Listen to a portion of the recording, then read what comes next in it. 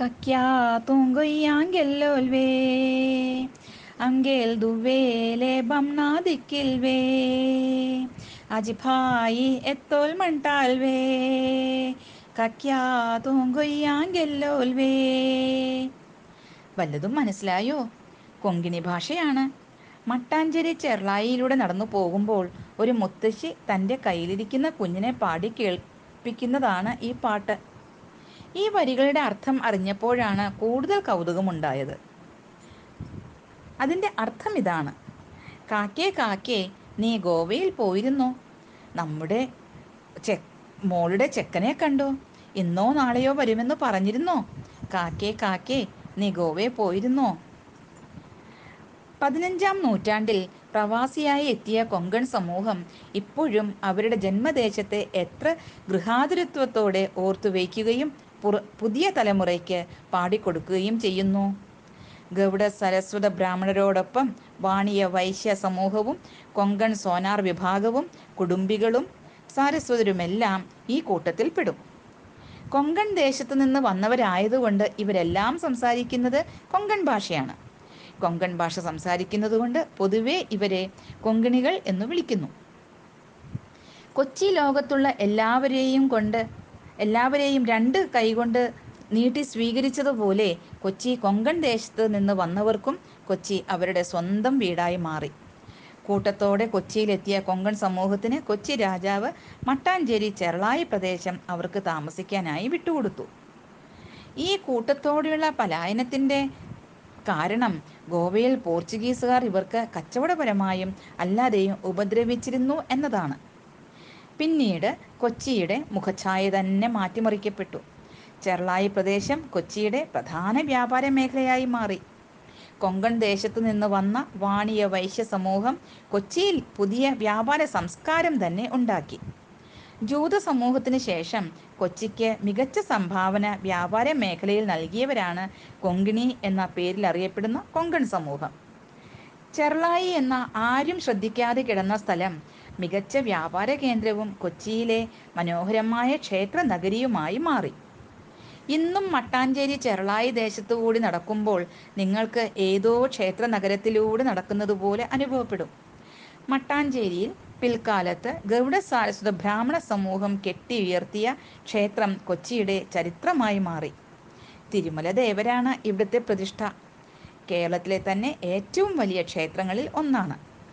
കുടുംബികൾക്കും വാണിയ വൈശ്യ സമുദായത്തിനും Konkan sonar വിഭാഗത്തിനും മട്ടാഞ്ചേരിയുടെ തെരുവിൽ ക്ഷേത്രങ്ങളുണ്ട്.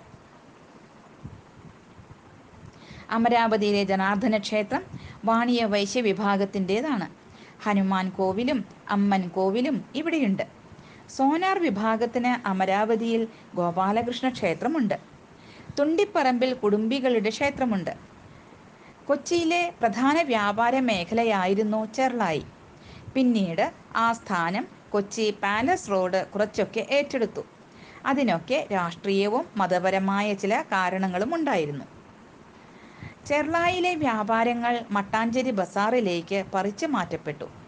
എങ്കിലും ചെർളായിയിൽ പഴയ കച്ചവടത്തിൻ്റെ അവശിഷ്ടങ്ങൾ ഇപ്പോഴും കാണാം. മട്ടാഞ്ചേരി ബസാറിനെ കേരളത്തിൻ്റെ വാണിജ്യ കേന്ദ്രമാക്കിയതിൽ കൊങ്കിണി സമൂഹത്തിനുള്ള പങ്ക് വളരെ വലുതാണ്. കേരളത്തിൽ പപ്പടം ഇവരുടെ സംഭാവനയാണ്. കൊങ്കിണി വിഭവങ്ങളിൽ പ്രധാന വിഭവങ്ങളിലൊന്നാണ് പലതരത്തിലുള്ള പപ്പടങ്ങൾ. പപ്പടം, കൊണ്ടാട്ടം, തുണിക്കച്ചവടം, ചെറിയ ചായക്കടകൾ, പൂജയ്ക്കുള്ള സാധനങ്ങൾ, മുല്ലപ്പൂ, പച്ചമരുന്ന് കടകൾ എന്നുവേണ്ട എല്ലാത്തരം കൊങ്കിണി വിഭവങ്ങളും ഇപ്പോഴും ചെർളായിൽ ലഭിക്കും. സാരി മലയാളികൾക്ക് പരിചയപ്പെടുത്തിയത് കൊങ്കിണി സ്ത്രീകളാണെന്ന് പറയപ്പെടുന്നു. അവർ പ്രത്യേക രീതിയിൽ മനോഹരമായാണ് സാരി ധരിക്കുന്നത്. വിദ്യാഭ്യാസമുള്ളവർ കൂടുതലും ബാങ്കുകളിലും മറ്റ് പണമിടപാട് സ്ഥാപനങ്ങളിലും ജോലി ചെയ്യാൻ താൽപ്പര്യപ്പെടുന്നു. നല്ല അധ്യാപകരും ഇവരുടെ ഇടയിലുണ്ട്. കേരളത്തിലെ ആദ്യത്തെ അധ്യാപിക ഒരു കൊങ്കിണിയായിരുന്നു. സരസ്വതിഭായ് നാരായൺ മല്ലയ്യ ആയിരുന്നു ഇവർ. മട്ടാഞ്ചേരി തിരുമല ദേവസ്വത്തിൻ്റെ കീഴിലുള്ള TD സ്കൂളിൽ ഇപ്പോഴും കൊങ്കിണി ഭാഷ പഠിപ്പിക്കുന്നുണ്ട്. കൊങ്കിണി ഭാഷ സംസാരിക്കുന്നവർ ഗോവ, മഹാരാഷ്ട്ര, കർണാടക, കേരളത്തിൽ കൊച്ചി, ആലപ്പുഴ, കാസർഗോഡ്, മൂവാറ്റുപുഴ എന്നിവിടങ്ങളിൽ ഉണ്ട്. കേരളത്തിൽ ഇവർ പൊതുവെ മലയാളികളോട് മലയാളവും പരസ്പരം കൊങ്കിണിയുമാണ് സംസാരിക്കുന്നത്. കൊച്ചിയുടെ മിമിക്രി കലാകാരൻ സൈനുദ്ദീൻ ഇവർ പറയുന്ന മലയാളം രസകരമായി ഇമിറ്റേറ്റ് ചെയ്യുമായിരുന്നു. ഇപ്പോൾ നിലവിൽ കൊച്ചിക്കാരനായ കലാഭവൻ ഹനീഫും കൊങ്കിണി മലയാളം രസകരമായി അനുകരിക്കും. കൊച്ചി പശ്ചാത്തലമാക്കി കൊങ്കിണി സിനിമയും കേരളത്തിൽ ഇറങ്ങിയിട്ടുണ്ട്. മമ്മൂട്ടി, ദിലീപ് എന്നിവർ അഭിനയിച്ച കമ്മത്ത് ആൻഡ് കമ്മത്ത്. ഇതിലെ ഡയലോഗുകൾ മമ്മൂട്ടിക്ക് പഠിപ്പിച്ചു കൊടുത്തത് കൊച്ചിയിലെ മിമിക്രി കലാകാരൻ കൂടിയായ കലാഭവൻ ഹനീഫാണെന്ന് പറയപ്പെടുന്നു. കേരളത്തിൽ 15 ലക്ഷം പേർ കൊങ്കിണി ഭാഷ സംസാരിക്കുന്നവർ ഉണ്ടെന്നാണ് കണക്കുകൾ പറയുന്നത്. കൊങ്കിണി സംസാരിക്കുന്നവർ മറ്റ് സംസ്ഥാനങ്ങളിൽ ഉണ്ടെങ്കിലും കൊങ്കിണി ഭാഷ മറ്റ് സ്ഥലങ്ങളിൽ ഇല്ലാതായിക്കൊണ്ടിരിക്കുമ്പോഴും കൊച്ചിയിലാണ് ഇന്ത്യയിൽ കൊങ്കിണി ഭാഷയ്ക്കായി പൊരുതുന്ന ഇന്ത്യയിലെ പ്രധാന കേന്ദ്രം. കൊച്ചി ആസ്ഥാനമായി പ്രവർത്തിക്കുന്ന കേരള കൊങ്കിണി അക്കാദമിയാണ് ഇതിൻ്റെ തലപ്പത്ത് പ്രവർത്തിക്കുന്നത്. സ്പന്ദൻ എന്ന കൊങ്കിണി മാസികയും ഇവർ വർഷങ്ങളായി അച്ചടിച്ച് ഇറക്കുന്നു. കേരളമാണ് ദേവനാഗരിയാണ് കൊങ്കിണി ലിപി എന്ന് ഔദ്യോഗികമായി പ്രഖ്യാപിച്ച ഒരേയൊരു സംസ്ഥാനം എന്നതും കേരളവും കൊങ്കിണി സമൂഹവും തമ്മിലുള്ള ബന്ധം എന്താണെന്ന് മനസ്സിലാക്കാം. കൊച്ചിയിൽ കൊങ്കിണി ഭാഷയ്ക്കായി പൊരുതിയ പുരുഷോത്തം മല്ലയ്യ എന്ന മനുഷ്യനാണ് കൊങ്കിണി ഭാഷ ഇന്ത്യയിൽ പ്രധാന ഭാഷയിൽ ഒരു ഭാഷയായി പ്രഖ്യാപിക്കുന്നതിൽ ഇദ്ദേഹത്തിൻ്റെ പങ്ക് എടുത്തു പറയേണ്ടതാണ്. കൊങ്കിണി ഭരണഘടനയുടെ 8ാം ഷെഡ്യൂളിൽ ഉൾപ്പെടുത്തണം എന്ന ആവശ്യവുമായി കൊച്ചിക്കാരനായ പുരുഷോത്തം മല്ലയ്യ ഇന്ദിരാഗാന്ധിയെ കാണുകയും ഇന്ദിരാഗാന്ധിയെ കൊണ്ട് നിർണായകമായ തീരുമാനത്തിൽ എത്തിക്കുകയും ചെയ്തു. 1992 ഓഗസ്റ്റ് 20 കൊങ്കിണിയെ 8ാം ഷെഡ്യൂളിൽ ഉൾപ്പെടുത്തിയതായി ഔദ്യോഗിക പ്രഖ്യാപനം വന്നു. പിന്നീട് പുരുഷോത്തം മല്ലയ്ക്ക് കേന്ദ്ര സാഹിത്യ അക്കാദമി അവാർഡും ലഭിച്ചിരുന്നു. 2015 പുരുഷോത്തം മല്ലയ്ക്ക് പത്മശ്രീ പുരസ്കാരവും ലഭിച്ചു. RS ഭാസ്കറും അനന്തഭട്ടുമെല്ലാം കൊച്ചിയിൽ കൊങ്കിണി ഭാഷയ്ക്കായി പ്രവർത്തിച്ചിരുന്നവരാണ്. ഇവർക്കും പിൽക്കാലത്ത് സാഹിത്യ അക്കാദമി അവാർഡ് ലഭിച്ചു. കൊച്ചിയിൽ ഒരു രഹസ്യം പങ്കുവയ്ക്കുമായിരുന്നു. കൊങ്കിണി ഭാഷ പഠിച്ച് അല്പം സാഹിത്യം എഴുതിയാൽ ഒരു സാഹിത്യ അക്കാദമി അവാർഡ് ലഭിക്കും എന്നുള്ളതാണ്. ഈ ഭാഷയിൽ എഴുത്തുകാർ കുറവാണ് എന്നതാണ് കാരണം. കേരളത്തിൽ പല ഭാഗങ്ങളിലായി കൊങ്കിണി ഭാഷ സംസാരിക്കുന്ന കൊങ്കിണികളുണ്ട്. കൊങ്കിണികൾ എന്ന് വിളിക്കുന്നവരിൽ പലരും ജാതിയിലും ഉപജാതിയിലും വ്യത്യസ്തരാണ്. ഇന്ത്യൻ ജാതികൾ രൂപപ്പെട്ടത് പലതും ചെയ്യുന്ന ജോലിക്ക് അനുസരിച്ചാണ്. കൊങ്കിണികളും ഇത്തരത്തിൽ വിഭജിക്കപ്പെട്ടു. അവരിൽ ചിലർ ഷേണായി, ക്ലാർക്ക്, ഗുമസ്തൻ, കമ്മത്ത്, മണ്ണിൽ ജോലി ചെയ്യുന്ന കൃഷിക്കാർ, പൈ, കണക്ക് സംബന്ധിച്ചുള്ള ജോലി ചെയ്യുന്നവർ. ഇവരിൽ CA-ക്കാർ കൂടുതലാണ്. വാദ്യാർ, കുടുംബ പുരോഹിതൻ. ഭട്ട്, പൂജ നടത്തുന്നവർ. റാവു, സേനയിലെ അംഗങ്ങൾ. റാവു ബഹാദൂർ എന്നത് സർനെയിമാണ്. നായക്, സൈന്യത്തിൽ താഴെ നിലയിൽ ജോലി ചെയ്യുന്നവർ. പ്രഭു, ഫ്യൂഡൽ പ്രഭുക്കൾ. മല്ലൻ, മല്ലയ്യ, പ്രഭുക്കളെ സംരക്ഷിക്കുന്നവർ. ഇവരിൽ നിന്നാണ് മലയാളികൾ പറയുന്ന മല്ലന്മാർ എന്ന പ്രയോഗം. കിണി, പച്ചമരുന്ന് കച്ചവടക്കാർ.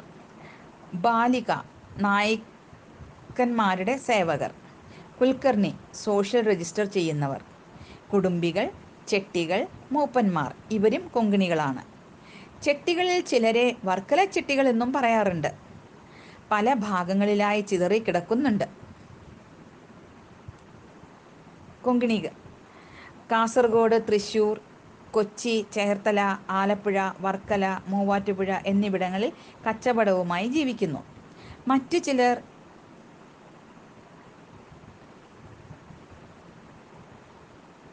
അക്കൗണ്ടൻസിൽ മികച്ച രീതിയിൽ ജോലി ചെയ്യുന്നു. സരസ്വതർ സരസ്വതി നദീതടത്തിൽ നിന്ന് വിവിധ പ്രദേശത്ത് കുടിയേറിയവരാണ്. സരസ്വതർ മുന്നോക്ക ജാതിയാണ്. കൊങ്കിണി ഇവരെ പൊതുവെ GSB എന്നറിയപ്പെടുന്നു. അതായത് ഗൗഡ സാരസ്വത ബ്രാഹ്മിൻസ്. അതിന് താഴെയുള്ള ജാതിയിൽ കൊങ്കിണി സംസാരിക്കുന്നവർ കേരളത്തിലുണ്ട്. സംസ്കാര പൈതൃക നഗരമായ കൊച്ചി ഇവരെയെല്ലാം ഒന്നായി കാണുകയും ഭാഷയുടെ അടിസ്ഥാനത്തിൽ ഇവരെയെല്ലാം കൊങ്കിണി എന്നും വിളിച്ചുപോരുന്നു. ചരിത്ര നഗരമായ കൊച്ചി ഇവർക്ക് മാതൃനഗരമായി മാറിയിട്ട് നൂറ്റാണ്ടുകളായി. എങ്കിലും അവർ ഗോവയെ നോക്കി ഇന്നും ഗൃഹാതുരത്വത്തോടെ പാടും. കാക്കേ, നീ ഗോവയിൽ പോയിരുന്നോ? നമ്മുടെ മോളുടെ ചെക്കനെ കണ്ടിരുന്നോ? ഇന്നോ നാളെയോ വരുമെന്ന് പറഞ്ഞിരുന്നോ? കാക്കേ, നീ ഗോവയിൽ പോയിരുന്നോ? പ്രവാസ ജീവിതങ്ങൾ എത്ര കാലം കഴിഞ്ഞാലും സ്വന്തം കാറ്റിനെയും മണ്ണിനെയും സ്നേഹിച്ചുകൊണ്ടേയിരിക്കും.